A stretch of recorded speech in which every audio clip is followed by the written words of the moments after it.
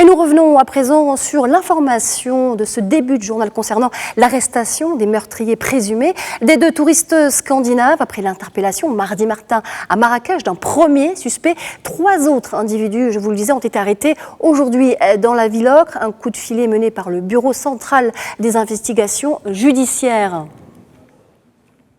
Et pour en savoir plus sur le déroulé de l'enquête sur cette affaire, nous rejoignons l'ex-colonel Hassan Saoudi, expert en sécurité, directeur de Security Consulting et chercheur associé à l'Institut royal des études stratégiques. Il est en direct avec nous depuis Rabat. Bonsoir.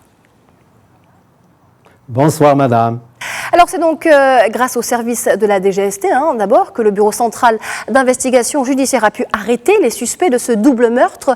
Le BCIG a toutefois également pu bénéficier d'informations émanant de témoins locaux, un signalement précieux qui a contribué à ce coup de filet. Est-ce que vous pouvez nous en parler ? Tout d'abord madame, je me joins à toute la compassion générale et à cette dénonciation de ces crimes ignobles dans une contrée paisible, laborieuse et très hospitalière.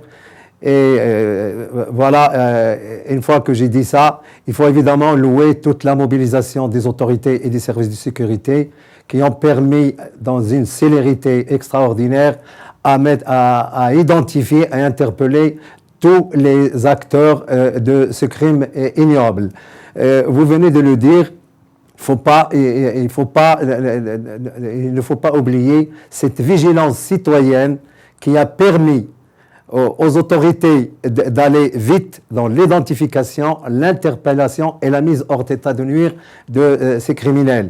Et donc, vous voyez aussi bien dans le village d'Imlil qu'à Marrakech, dans une station, dans une gare routière, des citoyens modestes qui, malgré la tentative de dissémination de ces présumés meurtriers, ont pu les dénoncer et permettre aux autorités de les arrêter. Alors vous venez de l'évoquer, une arrestation mardi matin à Marrakech, 3 autres aujourd'hui également dans la ville Ocre. On peut parler de célérité des autorités. Pouvez-vous nous en dire plus sur le dispositif qui a permis cette opération ? C'est un dispositif, je dirais, collectif. Des moyens humains appropriés, des moyens technologiques, techniques, scientifiques et des moyens opérationnels, des hélicoptères évidemment qui ont permis, et puis des enquêteurs lignés qui ont permis tout de suite, grâce aussi à la contribution des citoyens, ça il ne faut jamais l'oublier, et qui ont permis d'aller très vite dans l'enquête et de permettre l'interpellation des mises en cause. Il faut aussi signaler que les enquêteurs ont des éléments matériels palpables qui leur permettent d'avancer dans cette enquête-là. Maintenant, il faut régler le factuel et il faut démêler aussi tout ce qui est motivation, mobile, des éventuelles interconnexions de ce groupe criminel. Nous en saurons plus, l'enquête est en cours et il faut féliciter nos services de sécurité dans cette célérité et cette efficacité qui nous